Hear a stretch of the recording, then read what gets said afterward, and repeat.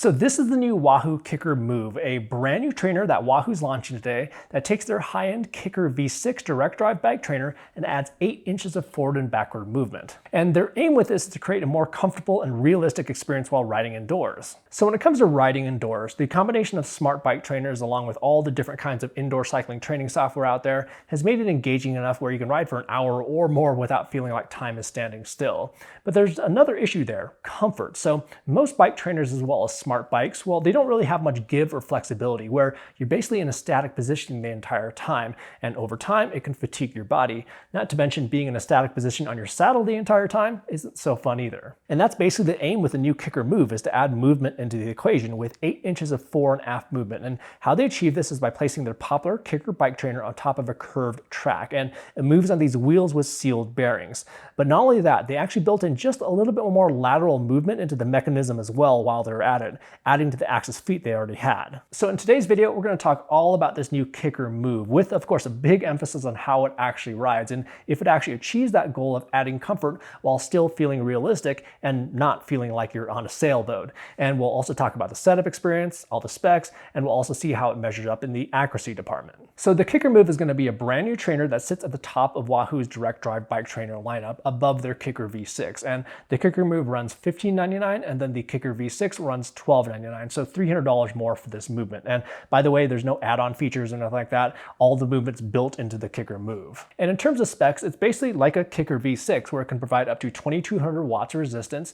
It can simulate up to a 20% grade. It has a claimed power accuracy of plus or minus 1%, and we will be diving deep into that here in just one bit. It has a 7.3 kilogram flywheel, which provides for a great ride feel. It's compatible with a variety of wheel sizes as well as quick release and through axles. It comes with an 11 speeds cassette, and there's also additional cassette bodies that you can purchase after for XD drivers as well as campy bodies. And it's also compatible with Wahoo's entire ecosystem of products, including their headwind, their KICKR desk, and yes, even their climb, but that does require an additional accessory. And then for connectivity, it has 3 Bluetooth connections, so there's tons of flexibility there. It has Bluetooth FTMS as well as ANT+ FEC for trainer control, and it's also compatible with their Direct Connect network accessory, and it also has Wi-Fi to hook into your home network. And it also comes with some of their newer software features like their Easy Start Erg mode as well as their race mode feature for higher frequency data transmission. So really, the KICKR MOVE is all about that added movement. Now, everyone has their personal preference when it comes to how they want their ride to feel indoors. For me, I prefer little to no movement when I ride, and it's mainly due to the fact that most of the products I've tried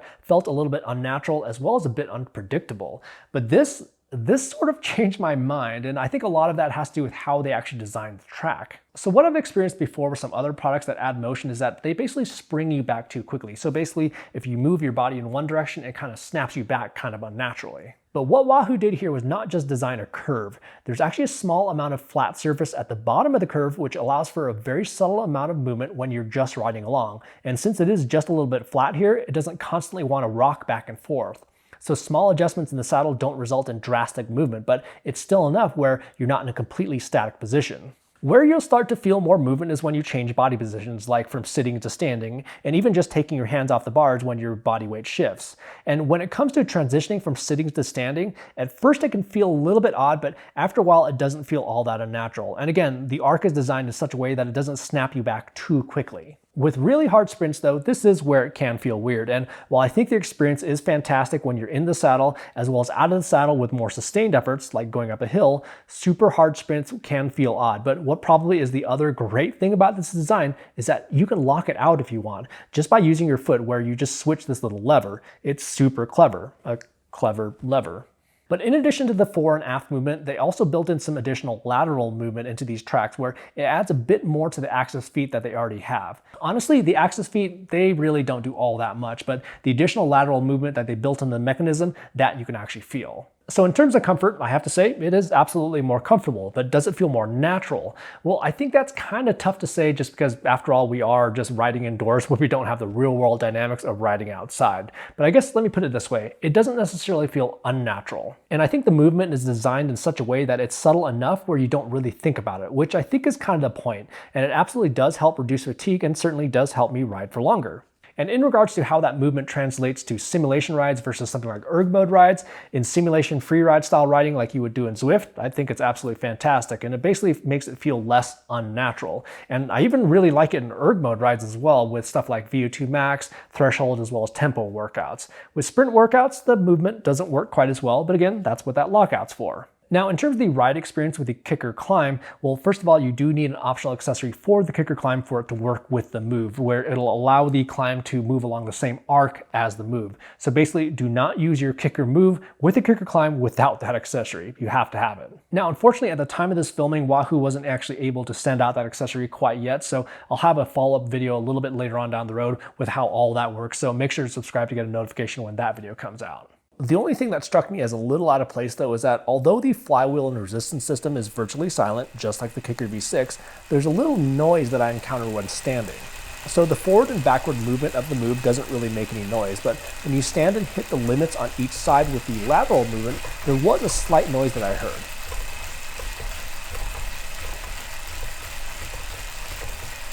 And Wahoo did say that this was expected, but it seemed just a little out of place considering the rest of the experience.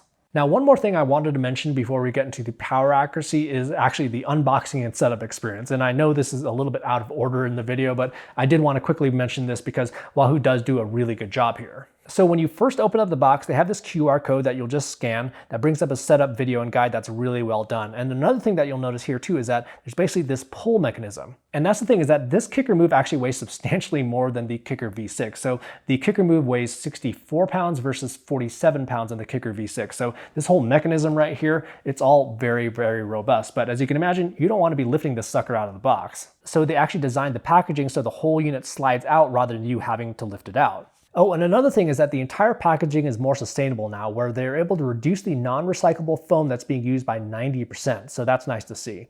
But overall, there's really not much at all to the setup. Like, if you have a quick release bike that runs 11 speed, there's actually nothing you really have to do other than unbox it, because it already has the included cassette and quick release installed. All you have to do is unfold the legs, plug it in, and install your bike. And if you have a different kind of axle configuration, they do have this nice handy card that you can align with your bike to help you figure out which of the included adapters you need to use. And switching those adapters out is super easy as well. All right, so that's the setup experience, the features, as well as the ride feel. But now let's talk about accuracy in terms of cadence as well as power. And for comparison, I was comparing the KICKR Move against a pair of Favera Asiomas as well as a pair of Wahoo's own PowerLink Zero pedals. And the KICKR Move, by the way, it has automatic calibration just like the KICKR V6. So it does all the power calibration in the background silently. So when it comes to cadence, here's just kind of a free ride that I did where I was varying cadence a ton, and we can see that the move lines up essentially perfect with the PowerLink Zeros. Maybe a spot right here where it read 2 RPM lower than the pedals, and a spot right here where it read 2 RPM higher, but for all intents and purposes, it's basically perfect. And then on this ride here, compared to the Favera Asiomas, again, it's basically a mirror image. There was this momentary drop right here from the Edge 540, so I'm not sure if that was computer itself or the trainer, but it was just a blip, which can happen once every blue moon. But on this erg mode workout, I did see a couple wobbles for cadence though. So right here we can see that the KICKR Move was reporting a little bit high. Now this was at a very low power output, so my legs were kind of spinning a little bit erratically since there wasn't much resistance from the trainer. But still, it did report about 5 RPM high for that little bit there. And then the same thing happened here as well, again, just at that lower resistance when my legs were nearly spinning freely. There was also this rather odd cadence spike right here though, and this was a little bit strange, but it really was the only anomaly I saw through the last 3 weeks or so of testing. So I think that was just kind of a one-off. But overall, for virtual cadence, it's totally fine. I've tested some other trainers out there with virtual cadence where cadence is kind of all over the place and a hot mess. But with this, it may have been a little bit off here, a little bit off there, but it's totally usable. Now moving on to power accuracy, here's a ride compared to the PowerLink Zeros where that's literally just 3/100ths of a watt off on this entire ride for average power, like crazy close to the pedals. But basically there's very little discrepancy on this entire ride. And then for another example, here's another ride with some sprints, and this time around I was using the Favera Asioma Duos. In regards to the average power over the entire ride, super close here again, and if we take a look at the sprints, very responsive and quite in line with the pedals. Oh, and I also wanted to point out that on this ride, I was playing around with different cadences quite a bit to see if there's any mismatch, which can sometimes happen with either super low or super high cadences, but the move was spot on. In fact, there was actually this rather odd spot right here where the Asiomas had a momentary spike as well as drop, but not really anything to be worried about in the whole scheme of things. And then finally, let's take a look at an erg mode workout with the PowerLink Zeros. And this time around, the power was just a little bit farther off between the two. Nothing crazy, but a smidge more off. And that could be due to this kind of spike out of the PowerLink Zeros after I started to back up here after calibration. So let's just go ahead and zoom in on the actual workout portion. So basically, it does a good job at maintaining the power target consistently. And what you can see here is that it also handles changes in power well. Like if I'm under my power target, it backs off power subtly. And same thing goes if I go over my power target, it backs it off in a smooth manner. So there's no unexpected sudden changes. And then for how it feels with intervals, it's just like pretty much any other Wahoo trainer out there where it does a great job in adjusting resistance over the course of around 4 to 7 seconds. So it's not like a kick in the pants every time you start an interval. It basically changes quick enough even for something like a 30-second interval, but not slow enough that you're not getting in your entire interval. So overall, I like where Wahoo went with this. I'm very skeptical of any trainer that adds additional movement because a lot of the time, although there is an additional movement, that kind of movement may not be what you're looking for. But I think Wahoo did a smart job with how they implemented it on this trainer, both in the sense of the arc that they designed where it feels natural without it feeling like you're on a carnival ride,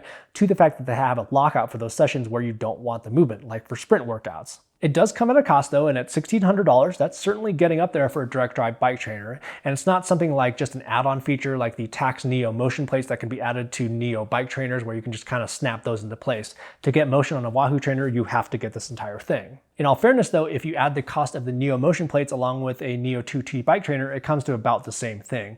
But one kind of nice thing about this unit being all built into one is that you don't necessarily have to install or remove accessory depending on your ride preference on a certain day. So when you're talking about $1,600, that starts to get into the territory of whether you should consider getting a dedicated smart bike. Coincidentally, Wahoo's also launching their new KICKR bike Shift today, which is a more affordable option than their KICKR bike V2. And I've got another video going over everything that you need to know about that bike that I'll have listed down in the description below. Anyhow, if you have any questions about the KICKR Move that I didn't cover in this video, make sure to leave those down in the comments section down below. And if you found the information in this video useful, don't be shy about hitting that like button and also subscribing to the channel for plenty more sports tech videos that are coming soon.